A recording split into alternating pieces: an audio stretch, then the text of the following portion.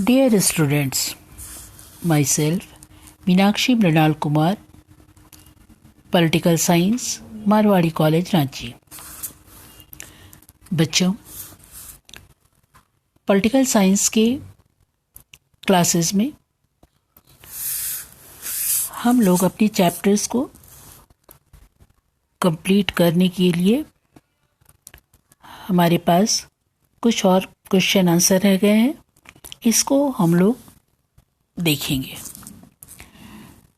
हम अपने चैप्टर 9 के अंतर्गत, चैप्टर का नाम है लोकतांत्रिक उछाल तथा गठबंधन की राजनीति।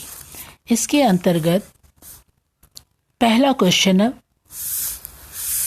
आज हम लोग देखेंगे, वो है गठबंधन की राजनीति का अर्थ बताइए, अथवा गठबंधन राजनीति से आपका क्या अभिप्राय है।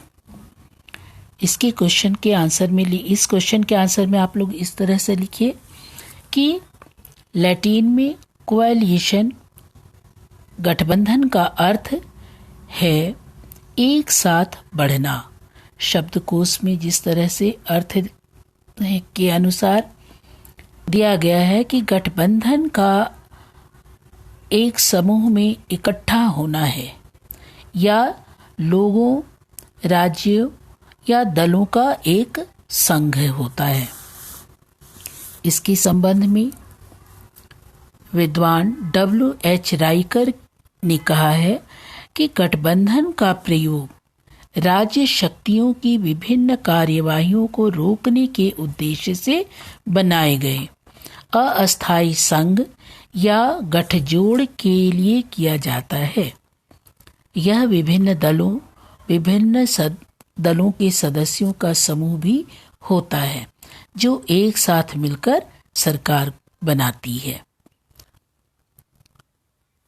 तो इस तरह से आपके क्वेश्चन आंसर हुए। इसके नेक्स्ट क्वेश्चन हम लोग देखेंगे, वो है गठबंधन सरकार के भारतीय राजनीति पर पड़ने वाले कोई 4 प्रभाव को लिखें। यानी आपको इसके अंतर्गत लिखना है कि किस तरह से गठबंधन सरकार जो होती है वो राजनीति पर अपना जो प्रभाव छोड़ती है, उन प्रभावों में से 4 प्रभाव को इसके अंतर्गत बतलाने हैं। इसके आंसर में आप लोग लिखिएगा, पॉइंट वाइज ही लिखिए। पहला पॉइंट है, दलित और ओबीसी के प्रतिनिधित्व वाले शक्तिशाली आंदोलन और पार्टियों का उदय हुआ। अधिकांश पार्टियां शक्तिशाली क्षेत्रीय दलों का प्रतिनिधित्व करती है। दूसरा, क्षेत्रीय पार्टियों का 2 बड़े गठबंधनों में कमी,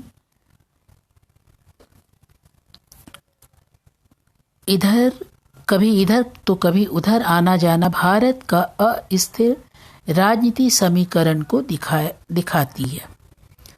तीसरा पॉइंट आप इसमें लिखिए कि गठबंधन की कोई भी सरकार कई क्षेत्रीय पार्टी के सहयोग के बिना नहीं बन सकती है और इसकी प्रकृति जो है वो अस्थिर होती है।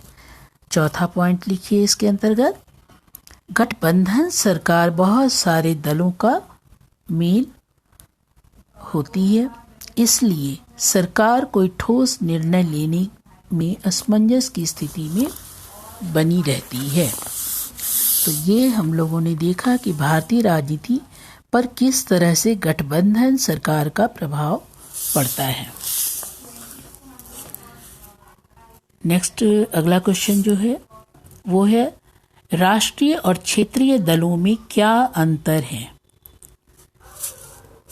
क्वेश्चन को ठीक से समझना है कि राष्ट्रीय और क्षेत्रीय दल क्या है, इसको बताना है इसके अंतर्गत।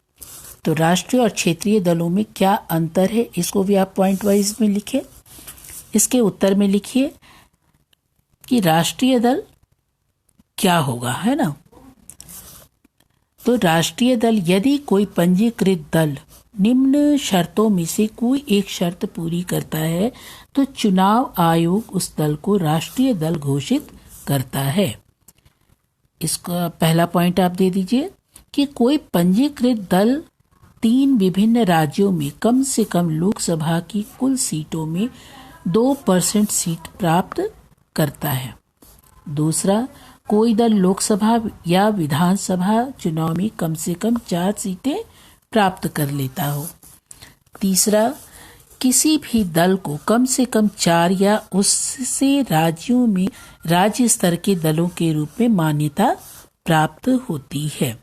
कोई भी पंजीकृत दल निम्न शर्तों में से किसी एक शर्त को पूरा करता है तो चुनाव आयोग राज्य या क्षेत्रीय दल घोषित करता है। इसके अंतर्गत हम लोग क्या देखेंगे कि किसी दल को विधानसभा चुनाव में कम से कम कुल सीटों की 3% सीटें या 3 सीटें जीतती है। दूसरा पॉइंट है कि दल को लोकसभा या विधानसभा चुनाव में वैध मतों का कम से कम 6% मत प्राप्त हो तथा लोकसभा में कम से कम 1 सीट और विधानसभा में 2 सीटों पर विजय प्राप्त कर लिया हो तो ये क्षेत्रीय दल घोषित कर दी जाती है। तो इस तरह से हम लोगों ने देखा कि राष्ट्रीय और क्षेत्रीय दल में अंतर होता है। एक क्वेश्चन और भी है आपका, ये भी अक्सर आता है ये क्वेश्चन, गठबंधन सरकार की कमियों को स्पष्ट करें। इसके आंसर में आप लिखिएगा कि गठबंधन सरकार की कमियां इस प्रकार हैं, इसको भी पॉइंट वाइज ही लिखिए। पहला पॉइंट है, गठबंधनों का बनना विभिन्न विचारधाराओं तथा नीतियों को मानने की घोषणा करने वाले दलों का आपस में मिलना आसान नहीं होता है। इससे संसदीय प्रणाली में सरकार का निर्माण एक समस्या बन जाती है। दूसरा पॉइंट लिखिए कि शासन की राजनीति में न तो एकरूपता आती है और न ही निरंतरता बनी रहती है, यानी जल्दी जल्दी नीतियों को बदलने और सहयोगी दलों की आपसी खींचातानी में आम राजनीति से और लोकतंत्र से निराश होने लगता है। वह राजनीतिक दलों तथा दलीय राजनीति में विश्वास खोने लगता है। तीसरी कमी, सरकार के स्थायित्व पर प्रश्न चिन्ह लगा रहता है क्योंकि ऐसी सरकार के गिरने की संभावना बनी रहती है। इसके चौथा पॉइंट में लिखिएगा कि सामूहिक उत्तरदायित्व का सूत्र सच्चे अर्थों में लागू नहीं हो पाता है। तो इस तरह से गठबंधन सरकार की कुछ कमियां इस प्रकार हैं। अब अगला क्वेश्चन एक और भी है आपका,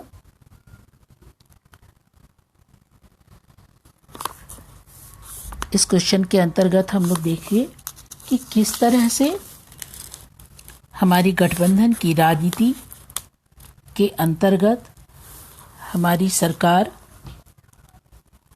आपस में मिलजुल करके सरकार को चलाने का काम किया, लेकिन इस पर राजनीतिक प्रभाव भी पड़ता है और सरकार जो है वो गठबंधन की राजनीति के अंतर्गत सरकार पर हमेशा एक प्रश्न चिन्ह भी लगा रहता है। तो बच्चों, हम लोग नेक्स्ट क्लास में फिर और कुछ क्वेश्चंस को देखेंगे। Okay, thank you.